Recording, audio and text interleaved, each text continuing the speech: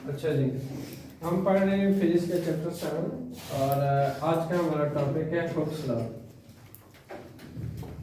Hooke's law के हवाले से बात करने से पहले हम स्ट्रेस और स्ट्रेन को थोड़ा सा फिर रिवाइज कर लेते हैं ताकि आपकी थोड़ी सी कंसेप्चुअल अंडरस्टैंडिंग हुक्स लॉ के लिए बनी रहे। स्ट्रेस क्या होता है? लास्ट टाइम मैंने समझाया था कि स्ट्रेस जो है उसको आप हमेशा फोर्स के साथ पर यूनिट एरिया के साथ समझा करें। और जैसे प्रेशर आपने सीखा है, प्रेशर में आप क्या करते हो, जो फोर्स लगाते हो किसी भी ऑब्जेक्ट के ऊपर, किसी भी बॉडी के पर यूनिट एरिया के ऊपर, वो तुम्हारे पास स्ट्रेस कहलाता है। इसी तरीके से प्रेशर पे भी तुम लोग ये कहते थे कि जो प्रेशर अप्लाई किया जाता है किसी पर यूनिट एरिया पे, यानी फोर्स अप्लाई की जाती है किसी पर यूनिट एरिया पे, वो प्रेशर होता है। Stress is the same thing कि आप जब किसी भी ऑब्जेक्ट के ऊपर फोर्स अप्लाई करते हो उसके पर यूनिट एरिया के ऊपर, वो तुम्हारे पास स्ट्रेस कहलाता है। अब चूंकि जो स्ट्रेस हमने अप्लाई करना होता है ये हमने इलास्टिक टैप मटेरियल के ऊपर अप्लाई करना होता है। ऐसे मटेरियल्स जो जिसमें से एक्सटर्नल फोर्स रिमूव कर दी जाए तो वो अपना size, shape, volume, length retain कर लें, रिफॉर्म कर लें, अपने ओरिजिनल साइज, शेप, वॉल्यूम में वापस जा सके, डिफॉर्मेशन कर सके, जो डिफॉर्म हो सके, वापस अपने आप को रीशेप कर सके। ठीक है जी, ऐसे मटेरियल इलास्टिक टाइप मटेरियल कहते हैं। अब स्ट्रेस जो है वो कहने जो नॉन इलास्टिक टाइप मटेरियल में स्ट्रेस आप लगा तो सकते हैं बट वो इलास्टिक टाइप मटेरियल नहीं होते। जो स्ट्रेस का वर्ड है वो उन मटेरियल्स के लिए यूज होता है जो अपना original size, shape, volume, length reform कर सके। अदरवाइज यही स्ट्रेस दूसरे ऑब्जेक्ट के लिए जो रिफॉर्म नहीं कर सकते उनके लिए प्रेशर का वर्ड यूज होता है। क्या यूज होता है? प्रेशर। प्रेशर आप लगाते हो फोर्स पर यूनिट एरिया पे, बट उस केस में वो हम ये नहीं कह सकते कि ये प्रेशर लगाने के बाद ये ऑब्जेक्ट अपने आप को डिफॉर्म कर सकेगा, अपने आप को ओरिजिनल साइज, शेप, वॉल्यूम में ला सकेगा।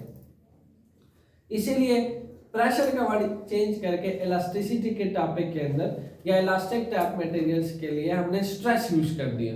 यानी आपने किसी स्प्रिंग को खींचा, आपने जहां से जो उसकी होल्ड किया हुआ है, जहां से उसको, ये उसका एरिया, और जहां तक आप उसको स्ट्रेच करोगे, वो उसकी फोर्स लगा के आप उसको स्ट्रेच करोगे इस पर यूनिट एरिया पे, उससे जो उसके अंदर उसके साइज, शेप, वॉल्यूम में जो चेंज आएगा दैट इज स्ट्रेन। हमने कहा था कि स्ट्रेन प्रोड्यूस होता है स्ट्रेस अप्लाई कर देने से। जैसे आप स्ट्रेस अप्लाई करते हो तो इलास्टिक टाइप मटेरियल में स्ट्रेन प्रोड्यूस होता है। हुक्स का जो लॉ है वो भी बिल्कुल इन्हीं उसूलों के तहत है। वो एक हुक्स ये कहता है कि जैसे जैसे आप किसी इलास्टिक टाइप मटेरियल पे स्ट्रेस प्रोड्यूस करते हो, यानी उसके पर यूनिट एरिया पे फोर्स लगाते हो, साथ ही डायरेक्टली प्रोपोर्शन में उसके साइज, शेप, वॉल्यूम में चेंज आना शुरू हो जाता है। वो चेंज कितना आता है? जितना स्ट्रेस अप्लाई करते हो। स्ट्रेस अप्लाई करने के साथ साथ स्ट्रेन भी डायरेक्टली प्रोपोर्शन में इक्वली इंक्रीज करता है। लेकिन एक चीज याद दहानी के साथ जान लें कि जो दोनों डायरेक्टली प्रोपोर्शन में बढ़ेंगे वो with in the elastic limit बढ़ेंगे। ऐसा नहीं है कि आप स्प्रिंग को, रबड़ को या किसी भी इलास्टिक टाइप मटेरियल को इनफाइनाइट लिमिट्स तक आप उसको खींचते चले जाओगे, वो खींचता चला जाएगा। No way, within the elastic limit. Elastic limit को अभी हम ग्राफ भी पढ़ेंगे उसका, ये रहा उसका ग्राफ। लेकिन सबसे पहले हम स्ट्रेस और स्ट्रेन को इस ग्राफ से समझ लेते हैं, जो आपके डायग्राम जो बनी हुई है बुक में उससे समझ लेते हैं। ये है आपके पास एक पॉइंटर, ये रहा आपके पास स्प्रिंग, ये उसका स्ट्रेन है। स्प्रिंग का एक एंड हमने फिक्स किया हुआ है सपोर्ट के साथ, दूसरे एंड पे हमने वेट डाला हुआ है और वेट को हमने पॉइंटर के साथ जोड़ा हुआ है। पॉइंटर का काम क्या है? पॉइंटर हमें ये बताता है कि जैसे जैसे हम वेट यहाँ इंक्रीज करते जाएंगे, पॉइंटर जो है उसके साथ अपनी एक्सटेंशन इंक्रीज करेगा, वो नीचे जाता जाएगा। अगर ये पॉइंटर यहाँ है तो वेट इंक्रीज करने से डाउनवर्ड आता जाएगा। ठीक है, जैसे ये यहाँ पे है, अगर मैं इसके अंदर 0.5 ग्राम डाल दूंगा तो ये और नीचे आ जाएगा, और नीचे आ जाएगा, नीचे आता जाएगा। तो पॉइंटर जो है ये बताता है कि जैसे जैसे स्ट्रेस बढ़ती है, अब स्ट्रेस स्प्रिंग के अंदर कैसे बढ़ेगी, वेट बढ़ाने से, वेट डालने से। तो जैसे जैसे इसमें वेट डलता जाएगा स्प्रिंग के पर यूनिट एरिया पे स्ट्रेस प्रोड्यूस होगा। ठीक है जी, अगर पर यूनिट एरिया पे स्ट्रेस प्रोड्यूस होगा तो यू विल फील कि स्प्रिंग में स्ट्रेचिंग आएगी, उसके साइज शेप वॉल्यूम के अंदर चेंज आएगा। तो जब उसके साइज शेप वॉल्यूम के अंदर चेंज आएगा तो वेट बढ़ाने से इक्वली स्ट्रेन प्रोड्यूस होगा, डायरेक्टली प्रोपोर्शन में। वेट बढ़ने का शेप चेंज होगी, और वेट डालोगे और स्ट्रेचिंग प्रोड्यूस होगी, और वेट डालोगे और वो नीचे जाएगा। तो स्ट्रेस के साथ स्ट्रेन इक्वली डायरेक्टली प्रोपोर्शन में इंक्रीज करता है। बट ये जो इंक्रीजिंग है this is with in the elastic limit. अब इलास्टिक लिमिट को समझते हैं। आप वेट बढ़ाते चले जाओगे, बढ़ाते चले जाओगे, no doubt stress strain equally increase करेंगे, बट एक टाइम आएगा कि जो लिमिट है, जो स्प्रिंग की अपनी लिमिट है, कि स्ट्रेस जो है इतनी ज्यादा इंक्रीज कर जाएगी, इतनी एक्सीड कर जाएगी इसकी लिमिट को, स्प्रिंग की लिमिट को, कि ये अपने आप को डिफॉर्म नहीं कर सकेगा, ये अपने आप को डिफॉर्म नहीं कर सकेगा। तो ऐसा पॉइंट जिस पे स्ट्रेस जो है एक इलास्टिक लिमिट से इंक्रीज कर जाए, इलास्टिक टाइप मटेरियल पे स्ट्रेस अगर इलास्टिक लिमिट से एक्सीड कर जाए, तो इस स्ट्रेस के इंक्रीज होने के बाद वो स्ट्रेस टाइप मटेरियल अपनी ओरिजिनल साइज शेप वॉल्यूम जब डिफॉर्म ना कर सके, ऐसी लिमिट को इलास्टिक लिमिट कहते हैं। और ऐसी इलास्टिक लिमिट जो है वो ब्रेकिंग पॉइंट जब आ जाता है, उससे पहले पहले सिर्फ लिमिट होता है, स्प्रिंग का लिमिट होता है, लेकिन जब ब्रेकिंग पॉइंट को आप एक्सीड कर जाते हैं तो वो डिफॉर्म नहीं हो सकता, स्प्रिंग वापस अपना original size shape volume retain नहीं कर सकता। तो आप एक हाथ में रबड़ ले लें, एक हाथ से इसको फिक्स कर दें, दूसरे हाथ से आप उस पर स्ट्रेस अप्लाई करें, थोड़ा सा स्ट्रेस अप्लाई किया, फोर्स पर यूनिट एरिया क्या आया, साइज शेप वॉल्यूम में चेंज आया, थोड़ा और स्ट्रेस अप्लाई कर दिया और चेंज आया, और स्ट्रेस अप्लाई किया और चेंज आया। अब स्ट्रेस बढ़ता जा रहा है, स्ट्रेन भी बढ़ता जा रहा है। अब यहाँ पे लाजमी सी बात है, यहाँ मैं फील कर रहा हूँ कि इसके अंदर इंतहाई ज्यादा टेंशन प्रोड्यूस हो गई है। ठीक है, अब यहां से अगर मैं हल्का सा इस पॉइंट को एक्सीड कर गया ना, if I exceed this point, तो मुझे लगेगा दिस रबड़ will break into two pieces. This is the elastic limit, this is the ऐसी लिमिट कि जिसको एक्सीड करने के बाद आप फील करते हो कि यार ये जो रबड़ है ये वापस डिफॉर्म नहीं हो सकेगी, ये वापस अपना ओरिजिनल साइज शेप नहीं रिटेन कर सकेगी। तो हम ये कहेंगे कि ये है उसकी इलास्टिक लिमिट कहलाती है। स्ट्रेस बढ़ाने से स्ट्रेन इक्वली प्रोड्यूस हो रहा है। ठीक है जी, तो हम इस लॉ को कैसे समझते हैं, हुक्स लॉ को, स्ट्रेस अगर बढ़ेगा तो स्ट्रेन भी बढ़ेगा। स्ट्रेन याद है ना, change in length divided by original length. किसी स्प्रिंग में जो लेंथ चेंज आएगा ओरिजिनल लेंथ के हिसाब से, उसकी स्ट्रेन कहलाती है। तो स्ट्रेस बढ़ा देने से स्ट्रेन बढ़ता है। ठीक है जी। अच्छा, जब ये बढ़ता है तो इसके दरमियान एक कांस्टेंट प्रोड्यूस होता है। अगर हम इसका प्रोपोर्शनैलिटी साइन खत्म करें तो हमारे पास हर प्रोपोर्शनल रिलेशन को खत्म करने के लिए एक कांस्टेंट आता है,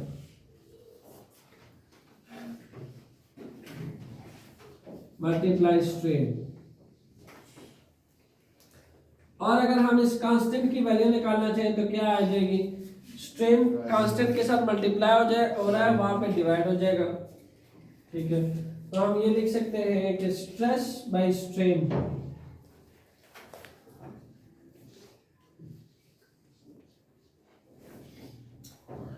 stress by strain equal to constant.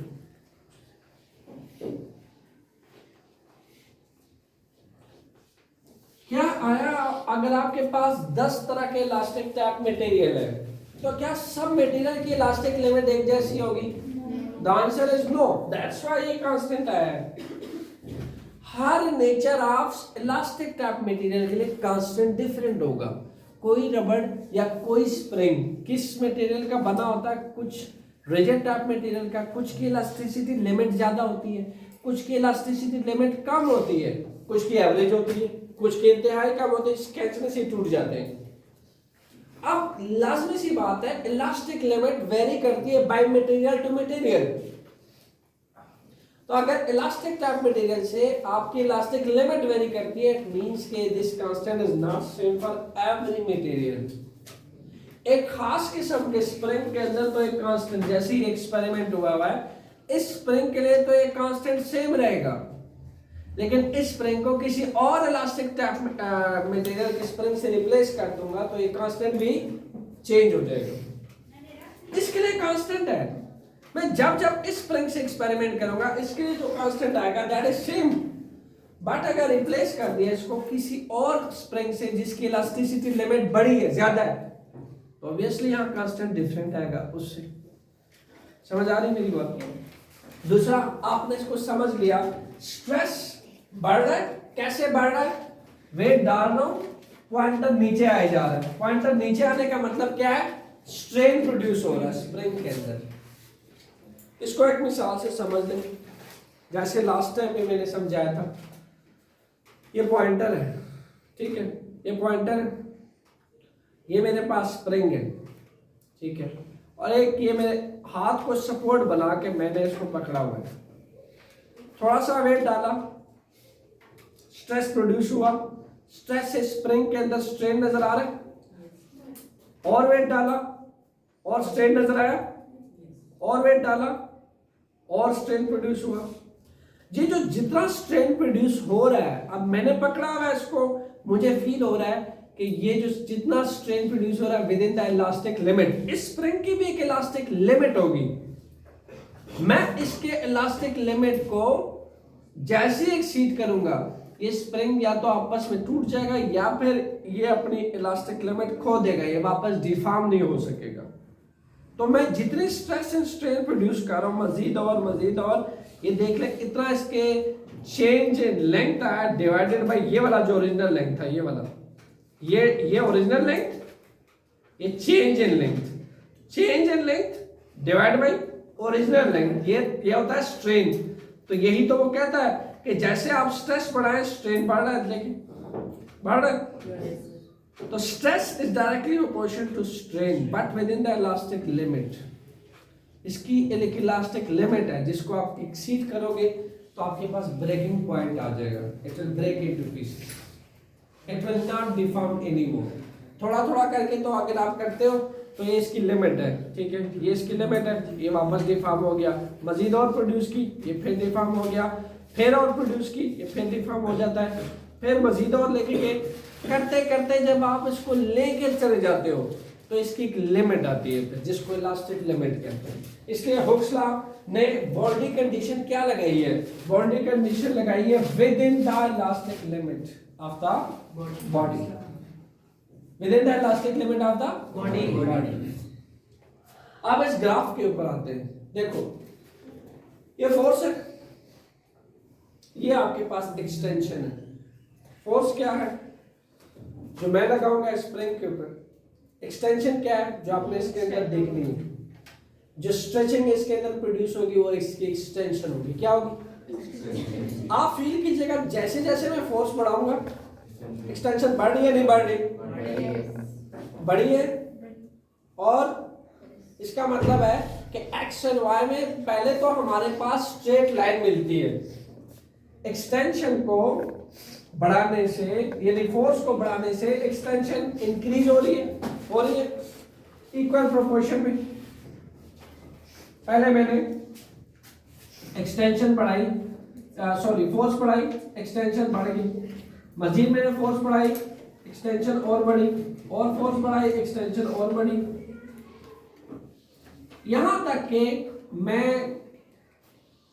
एक पॉइंट पे आ गया जो कि इसकी इलास्टिक लिमिट होती है। यहां मैं इक्वली बढ़ा रहा था, मैंने देखा कि फोर्स जैसे जैसे मैं इंक्रीज करता हूं एक्सटेंशन तो बढ़ रही है, फोर्स बढ़ा रहा हूं एक्सटेंशन बढ़ रही है। आप फील कीजिएगा मैं पहले यहां था, फिर मैं यहां आया फोर्स बढ़ाने से, वाई एक्सिस पे फोर्स बढ़ा रहा हूं, एक्स एक्सिस पे एक्सटेंशन बढ़ रही है। क्लियर? इसकी जो फिजिकल डेमोन्स्ट्रेशन है वो ये है, वाई एक्सिस पे फोर्स बढ़ा रहा हूँ, एक्स एक्सिस पे एक्सटेंशन बढ़ रही है। बट जब मैं ये बढ़ा रहा था, एक टाइम आया कि जब मैं फोर्स और एक्सटेंशन इक्वली इंक्रीज कर रहा था, मेरे पास इस स्प्रिंग का एक इलास्टिक लिमिट आ गया। एक पॉइंट पे इसकी इलास्टिक लिमिट आ जाएगी, वो ये रही। अब इलास्टिक लिमिट को भी मैं सपोज किया, उस लिमिट पे तो ये अपनी डिफॉर्मेशन कर सकता है, ये अपनी डिफॉर्मेशन कर रहा है, इट कैन बी डिफॉर्म्ड, ये अपने original size shape volume retain कर सकता है। बट जब मैं इसको एक्सीड किया तो मेरे पास यहाँ पे आ गया इसका ब्रेकिंग पॉइंट, जहां पे ये अपनी ओरिजिनल साइज शेप वॉल्यूम डिफॉर्मर नहीं कर सकता। इसी चीज को बताने के लिए मैंने एक और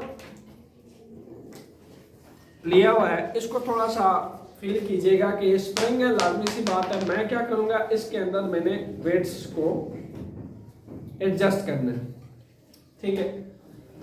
सबसे पहले इसके पर यूनिट एरिया पे मैं एक मेटल वेट है वो डालता हूं, एक मेटल वेट है, ठीक है। अच्छी डेंसिटी इसकी अच्छी है, भारी है।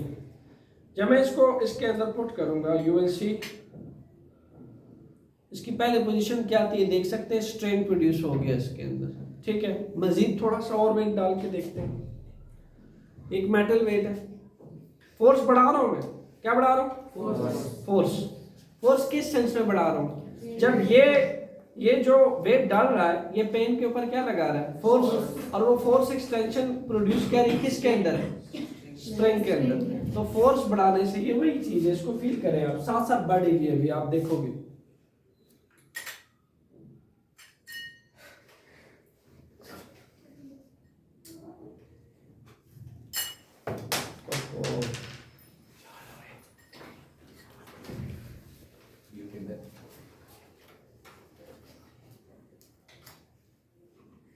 ये देखें थोड़ा और, अगर मैं वेट डालूंगा ये और एक्सटेंशन प्रोड्यूस करेगा, और वेट डालूंगा और एक्सटेंशन प्रोड्यूस करेगा, मजीद वेट डालने से इसकी एक्सटेंशन इंक्रीज करते जाएगी, ठीक है।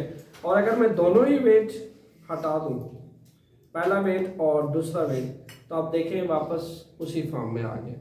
तो इलास्टिक लिमिट इसकी भी एक्सीड नहीं की। जब इसकी इलास्टिक लिमिट एक्सीड करती है, ये ब्रेकिंग पॉइंट के पास जा रहा होता है, तो ये आहिस्ता आहिस्ता अपनी डिफॉर्मेशन प्रॉपर्टी लूज करता है, साथ साथ डिफॉर्मेशन प्रॉपर्टी लूज करता है, और जैसे ही आप ब्रेकिंग पॉइंट को अचीव कर लेते हो, ये टूट जाता है। ये होती है इलास्टिक लिमिट।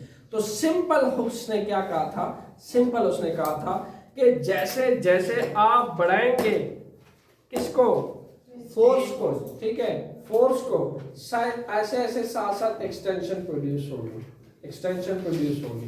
बट ये जो एक्सटेंशन प्रोड्यूस होगी ये with in the elastic limit produce होगी, और उस with in the elastic limit को अगर हम एक्सीड करें तो लास्ट में आ जाता है ब्रेकिंग पॉइंट। ये था हुक्स लॉ। नेक्स्ट टॉपिक होगा हमारा यंग मॉडुलस। लेकिन ये आपने यंग मॉडुलस को पढ़ने से पहले ये जो एक्सप्रेशन है ये याद रखना है।